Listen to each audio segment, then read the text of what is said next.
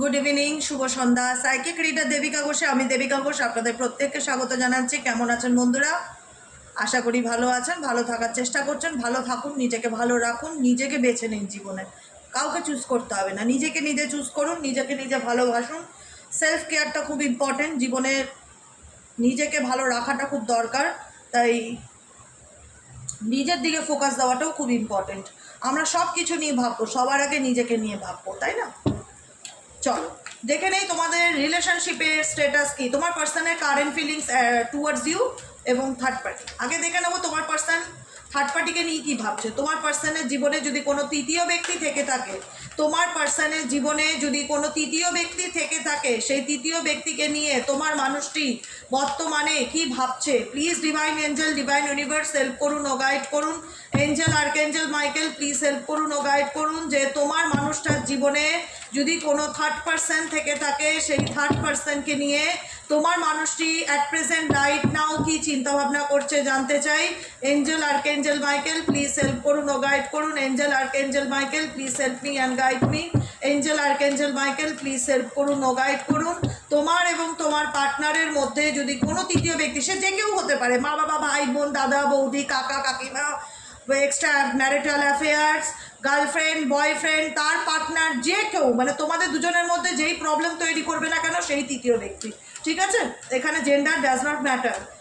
Matter করে যে দুটো ভালোবাসার মানুষের মধ্যে কোনো তৃতীয় ব্যক্তির ইন্টারফিয়ারেন্স আছে কিনা। চলো দেখে নেব তোমার পার্সনের সঙ্গে যদি কোনো তৃতীয় ব্যক্তির সম্পর্ক থাকে, সেই তৃতীয় ব্যক্তি বর্তমানে রাইট নাও তোমাকে বা তোমার পার্টনারকে নিয়ে কী ভাবছে এবং তোমার পার্টনার তাকে নিয়ে কী ভাবছে। তোমার পার্টনার থার্ড পার্টিকে নিয়ে কী ভাবছে। Dear angel, archangel Michael please help করুন ও গাইড করুন তোমাদের সম্পর্কের মধ্যে তোমার পার্টনারের বর্তমান অনুভূতি থার্ড পার্টিকে নিয়ে। Angel, archangel Michael please help me and guide me. Angel, archangel Michael please help করুন ও গাইড করুন। Angel, archangel Michael please help me and guide me. Okay okay okay okay okay তোমার পার্সনের তোমার প্রতি বর্তমান অনুভূতি, তোমার পার্সনের তোমার প্রতি বর্তমান অনুভূতি। Dear angel, archangel Michael please help করুন ও গাইড করুন তোমার পার্সনের তোমার প্রতি বর্তমান অনুভূতি। তোমার পার্সন তোমাকে নিয়ে এই মুহূর্তে কী ভাবছে। Angel, archangel Michael please help করুন ও গাইড করুন। Angel, archangel Michael please help me and guide me যে তোমার পার্সনের বর্তমান কারেন্ট ফিলিংস তোমার প্রতি কী, তোমাকে নিয়ে তোমার মানুষটি বর্তমানে কী ভাবছে।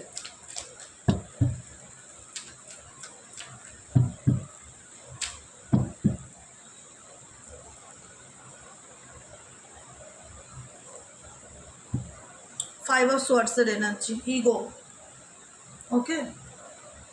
ফাইভ অফ ওয়ান্সের এনার্জি, দুবার ফাইভ আসলো, এবং জাস্টিস, ন্যায় অবশ্যই পাবে। ভাগ্যের চাকা অবশ্যই ঘুরবে, থেমে যাওয়া সম্পর্ক ডেফিনেটলি এগোবে, এটুকুনি বলতে পারি। যেটা তুমি চিন্তাভাবনা করছো, তুমি যে ভাবছো তোমার সময়টা ঘুরছে না, তোমার জীবনে ভালো সময় আসছে না, তুমি কত চেষ্টা চালিয়ে যাচ্ছ, ভাগ্যের চাকা ঘুরছে না। ভাগ্যের চাকা ঘুরবে বাবু, একটু ধৈর্য ধরতে হবে। দিদি আর কত ধৈর্য, সেটা ডিভাইন জানে। ডিভাইন বলছে তুমি যদি সৎ থাকো তুমি অবশ্যই ন্যায় পাবে। জাস্টিস মানে কি? জাস্টিস করবে ইউনিভার্স, তোমার সাথে জাস্টিস করবে। Trust to divine process, trust to divine process, divine প্রসেসের উপর ভরসা রাখো, বিশ্বাস রাখো, ন্যায় পাবে তুমি, জাস্টিস পাবে। তোমার যে রথের চাকা দাঁড়িয়ে গেছে, ঘুরছে না, ঘোড়ার গতি যে থেমে গেছে আর এগোচ্ছে না, সম্পর্কে পার্টনারের সাথে ভুল বোঝাবুঝি, miscommunication, trust issue related problem, family issue related problem, lot of competition, lot of challenges, confusion বেশি, প্রবলেম বেশি, টক্সিক রিলেশনশিপ। মন প্রাণ দিয়ে চেষ্টা করছি কবে আমাদের মধ্যে সব কিছু ঠিক হবে, কবে আমি ন্যায় পাবো, আলটিমেট আমার পার্সন আমার জীবনে কামব্যাক করবে কিনা। ফিউচার বলছে ডেফিনেটলি ভাগ্যের চাকা ঘুরবে। সময় কোনোদিন এক জায়গায় দাঁড়িয়ে থাকে না, সময় অনবরত ঘরে। আজকে তোমার সময় খারাপ যাচ্ছে, ডেফিনেটলি একদিন ভালো আসবে। এটাই হচ্ছে ভাগ্যের চাকা। হুইল অফ ফরচুন ইন্ডিকেট করে ভাগ্যের চাকাকে, যেই চাকা একদিন তোমার দিকেও ঘুরে আসবে। তোমার আপনার টাইম আয়েগা, বুঝছো? এটাই হচ্ছে কথা। চলো থার্ড পার্টিকে নেই তোমার পার্সন কি ভাবছে। হাইরোফেন্টের এনার্জি, টেন অফ পেন্টাকলসের এনার্জি, দ্য ম্যাজিশিয়ানের energy, the star energy. Oh my god, क्या बात है। তোমাকে নিয়ে কী ভাবছে। Nine of swords, tower, queen of wands, six of swords, দেখো এখন তোমার কোর্টের বল, তোমার কোর্ট থেকে বেরিয়ে গেছে, বল এখন থার্ড পার্টির ঘরে চলে গেছে। সেটা তোমরা নিজেরাও জানো যে আমি যেটাই বলি স্ট্রেট কাট বলি, একদম ক্লিয়ার কাট কথাবার্তা, ঠিক আছে? মেবি হতে পারে থার্ড পার্টি তার সাথে তার ম্যারেজ পার্টনার, বা থার্ড পার্টির সাথে তার ফ্যামিলি রিলেটেড ইস্যু, ফ্যামিলি সম্পর্ক বা বিয়ের সম্পর্ক, বা কোনো রকমভাবে এখানে মেজরিটি মানুষ হতে পারে সেই তৃতীয় ব্যক্তি, তোমার যে তৃতীয় ব্যক্তি হবে সে বিবাহিত, সে এক্সট্রা ম্যারিটাল হলেও সে বিবাহিত, সে অন্য কারোর সাথেও মানে ফ্যামিলি, সন্তান, তার পরিবার আছে, ঠিক আছে? তোমার পার্সন কি করছে, তোমার পার্সন থার্ড পার্টির সাথে কি করছে, তোমার পার্সন তোমার সাথে কি করছে, তোমার পার্সন না অ্যাকচুয়ালি থার্ড পার্টি রিলেশনশিপটা কোথাও না কোথাও তাদের মধ্যে, তোমার পার্টনার তো ডেফিনেটলি দোষ আছে, থার্ড পার্টিও কোথাও না কোথাও কোনো একটা কমিটমেন্টের মধ্যে তাকে আটকে রেখেছে, প্রতিশ্রুতি যে আমাদের বিয়ে হয়ে গেছে, তুমি চাইলেই আমাকে ছাড়তে পারবে না, আমাদের বাচ্চা আছে মেবি। এখানে দেখো, এখানে আমি বলছি না সবার সিচুয়েশন এক, এখানে তোমরা তোমাদের মতন করে রেজোনেট করে নেবে, যতটুকু তোমার সাথে এনার্জি ম্যাচ হচ্ছে তুমি যতটুকু অ্যাকসেপ্ট করবে, আমি বলছি না সবটুকু অ্যাকসেপ্ট করো, কিন্তু তুমি থার্ড পার্টি, তুমি এই সম্পর্কে থেকে যারা দেখছো আমার এই মুহূর্তে যারা বন্ধুরা আছো, তোমরা হ্যাপি নও, তোমরা হ্যাপি নও, তোমরা জানতে চাও ঠিকই তৃতীয় ব্যক্তিকে নিয়ে কি চলছে, তোমার পার্সন সুইটেবল পার্টনার নয়,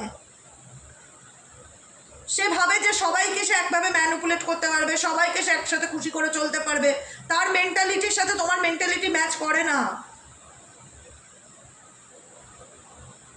তুমি বলবে দিদি আমি ভীষণ আবেগে জড়িয়ে গেছি, তাকে আমি ভুলতে পারছি না, তার সাথে সম্পর্কটা ভেঙে যাওয়াতে আমি মন থেকে মেনে নিতে পারছি না, সে আমাকে ছেড়ে চলে গেল আমি মন থেকে মেনে নিতে পারছি না, একটা অ্যাকসেপ্টেন্সের প্রবলেম ভেতরে ভেতরে রয়ে যায়, বাইরে তুমি যতই দেখাও যে আমি স্ট্রং, কেন বলো তো অ্যাকসেপ্টেন্সের প্রবলেম রয়ে যায়? বিকজ তুমি তাকে আনকন্ডিশনাল লাভ দিয়েছো, বিকজ তুমি তাকে নিঃশর্ত ভালোবাসা দিয়েছো, বিকজ তুমি তার প্রতি ডেসপারেট বলে না, ডেসপারেটলি লাভ, সে ডেসপারেটলি লাভ ছিল তোমার পার্টনারের প্রতি যাকে তুমি ভালোবেসেছিলে, কিন্তু সেই ভালোবাসায় তোমার পার্টনার জল দিলে দিয়েছে, এবং থার্ড পার্টিও ডেফিনেটলি তাতে বলে না ঘিয়ে আগুন ডালার কাজ করেছে, যে কারণে কিন্তু আজকে তোমার পরিস্থিতি, তোমার দাম্পত্য জীবন, তোমার রিলেশনশিপ, তোমার এটা সবার জন্য no contact situation, on off situation, extra marital affair, প্রত্যেকের জন্য সেম রিডিং, ঠিক আছে? Same reading, same energy reading. আজকে কোনো না কোনো কারণে, কোনো না কোনোভাবেই আজকে কিন্তু তুমি তোমার পার্টনার, যে মানুষটা তোমাকে বলতে একটা সময় আমি তোমায় ছাড়া বাঁচবো না, আমি তোমায় ভীষণ ভালোবাসি, আমি তোমাকে ছাড়া চলতে পারবো না, সেই মানুষটার ব্যবহারই তোমাকে ভীষণ রকম কষ্ট দেয়।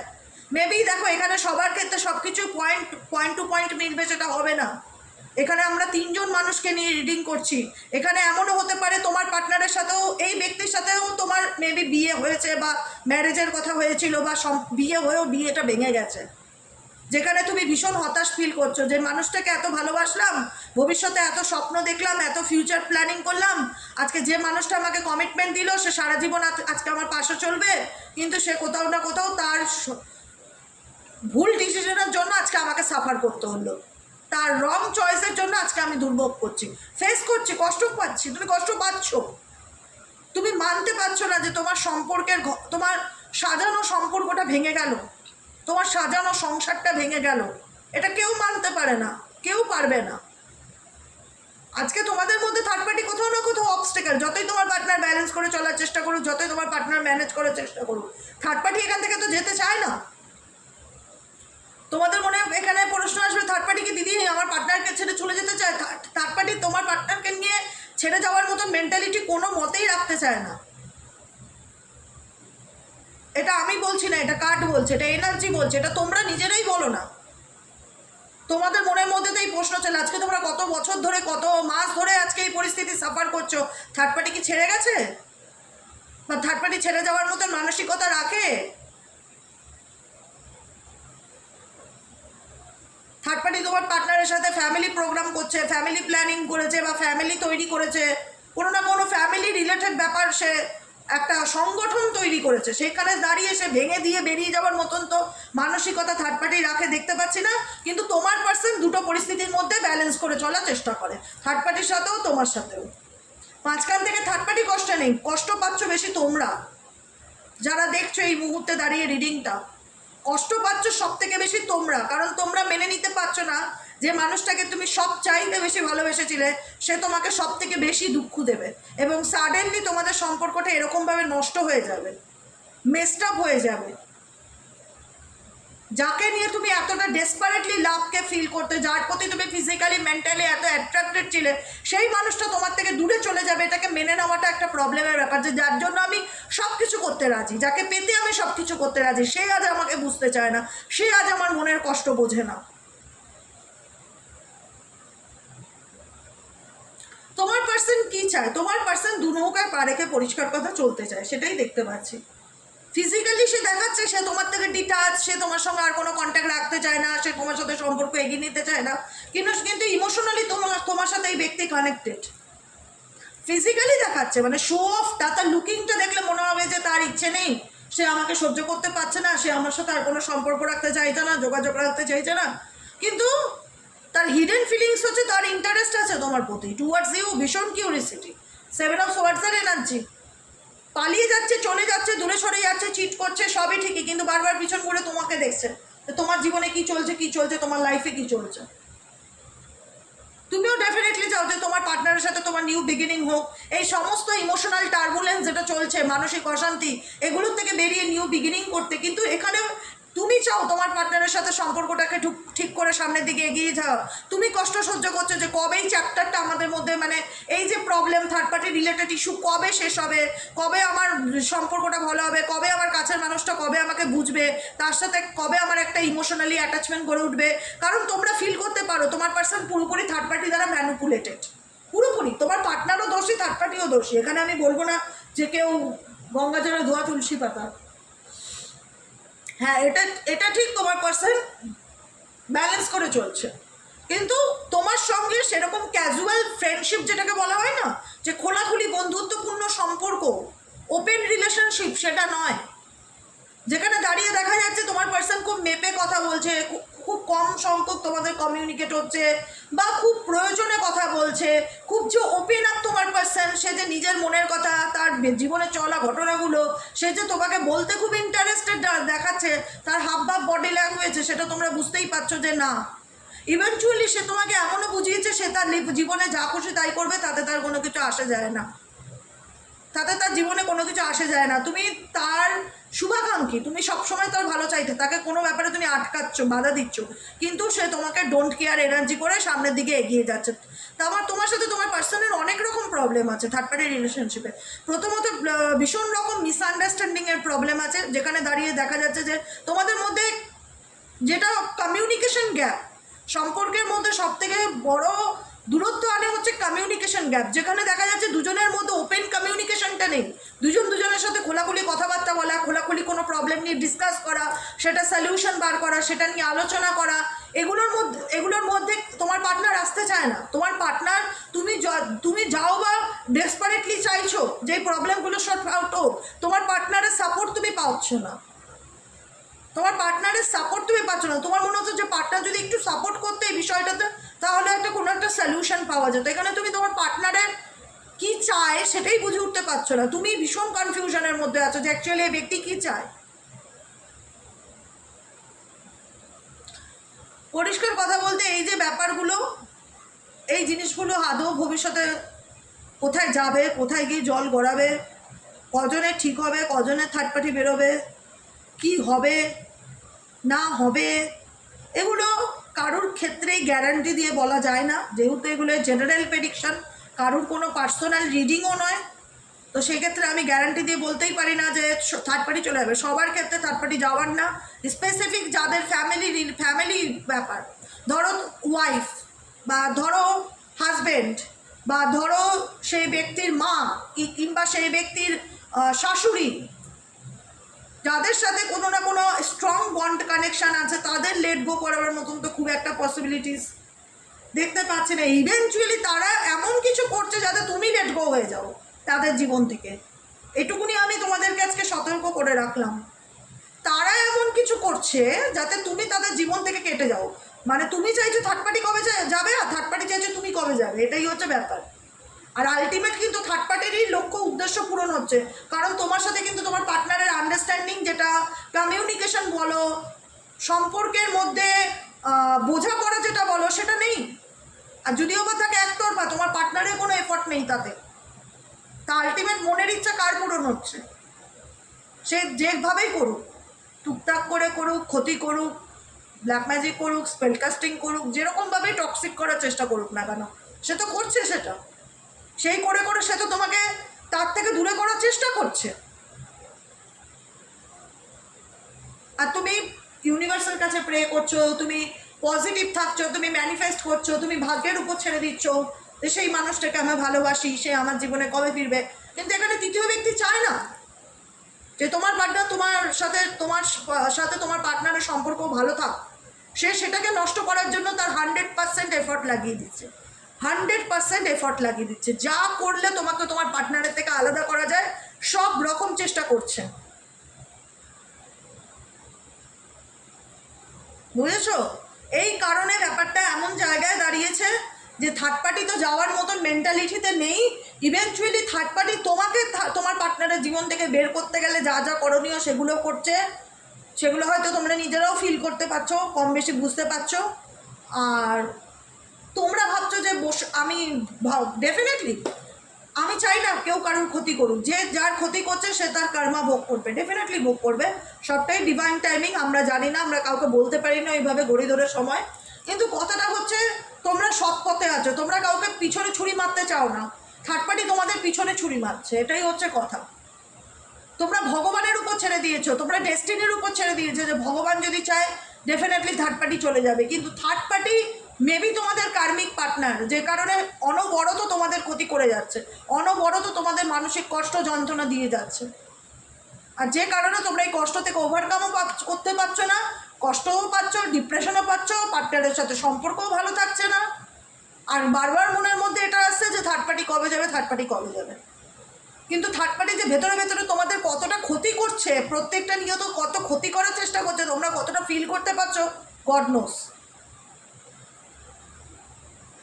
সবার ক্ষেত্রে না হলেও মেজরিটি মানুষের ক্ষেত্রে থার্ড পার্টি তোমার এবং তোমার পার্টনারের মধ্যে ক্ষতি করছে, যাতে তোমার এবং তোমার পার্টনারের সম্পর্কটা না থাকে।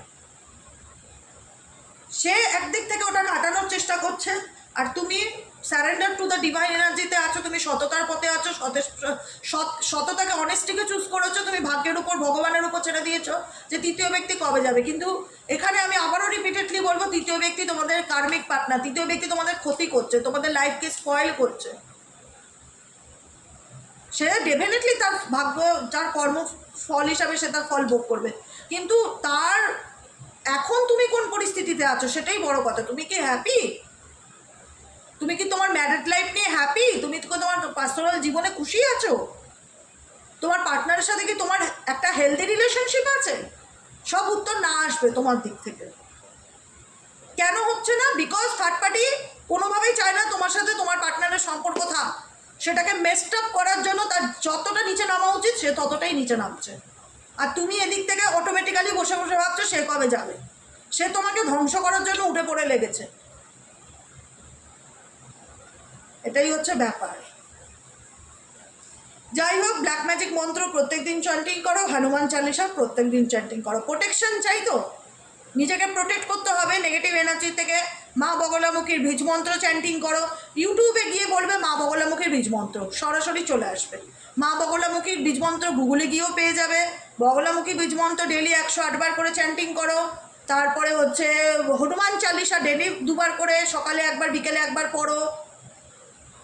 নিজেকে নিজে প্রোটেক্ট করো। ব্ল্যাক তারা মন্ত্র ওম তারে তুরে সর্ববিদ্যা অভর্ণায়ে ভয় ফট সোহা 108 বার করে ডেলি চ্যান্টিং করো। ওম তারে তুরে সর্ববিদ্যা অভর্ণায়ে ভয় ফট সোহা। ওম তারে তুরে সর্ববিদ্যা অভর্ণায়ে ভয় ফট সোহা। ডেলি 108 বার করে চ্যান্টিং করো, নিজেদেরকে নিজে প্রোটেক্ট করো। হাত গুটিয়ে বসে থেকো না। তোমাদের উপরেও এমন কিছু করা হচ্ছে যাতে তোমাদের মানসিক শান্তি জীবন থেকে ভ্যানিশ হয়ে যায়। সেটাই হচ্ছে, মেন্টালি পিসটা নেই, হ্যাপিনেসটা নেই। নিজেকে প্রোটেক্ট করো। বগলামুখী বীজ মন্ত্র জপ করো, ব্ল্যাক তারা মন্ত্র জপ করো, হনুমান চালিসা পড়ো, এগুলো করে যাও সকাল সন্ধ্যে রাত্রি, অন্তত নিজেকে প্রোটেক্ট করার চেষ্টা করো নেগেটিভ এনার্জির থেকে। নিজেকে ভালো রাখো, নিজেকে ভালোবাসো, বাকিটুকু আমি এটাই মনে করি। আজকে থার্ড পার্টি অন্যায় করছো, ওকে তার পাপের ফল ভোগ করতেই হবে, কিন্তু তুমি কারোর ক্ষতি করছো না, তুমি কারোর পিছনে ছুরিটা মারছো না, তোমার মারা হচ্ছে, যে কারণে তুমি বুঝতে পারছো না যে তোমার দিনে দিনে কতটা ক্ষতি হচ্ছে।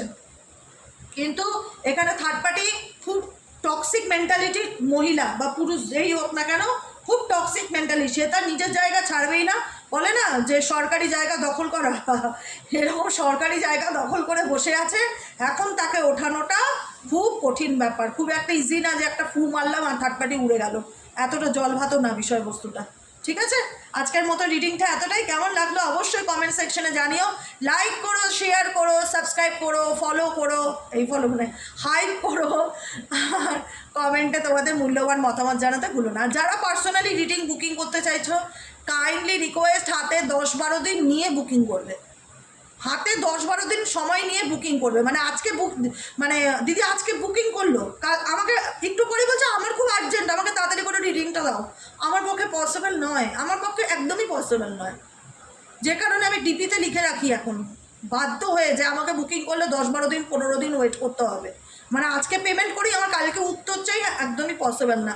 এখন দেখছি এই জিনিসটা খুব হচ্ছে, টাকা আজকে দিয়ে কালকেই চাইছে প্রশ্নের উত্তর, ওইভাবে কাজ হয় না, ওইভাবে কাজ হয় না, ওইভাবে কাজ আমি তো পারি না করতে। আমাকে অত মানসিক চাপ দিলে চলবে না, এগুলো মানসিক চাপ নিয়ে কাজ করা যায় না, কারণ ভবিষ্যৎ প্রেডিকশন করব, এত মেন্টালি প্রেশার দিয়ে কোনো কাজ করা যায় না। তাই হাতে সময় নিয়ে যদি বুকিং করতে পারো অবশ্যই করো, না হলে ইনস্ট্যান্ট বুকিংয়ের চার্জেস কিন্তু সম্পূর্ণ আলাদা। যারা নিতে চাইছো যে আমার আজকে বুকিং করে আজকেই চাই, তার চার্জেস সম্পূর্ণ আলাদা, সেটা হোয়াটসঅ্যাপ করে জেনে নেবে 7980185673 নম্বরে। আজকের মতন এতটাই, দেখা হচ্ছে আমাদের আবার কালকে সকালে রিডিং অ্যাস্ট্রো ট্যারোট উইথ দেবিকাতে। টাটা, শুভরাত্রি।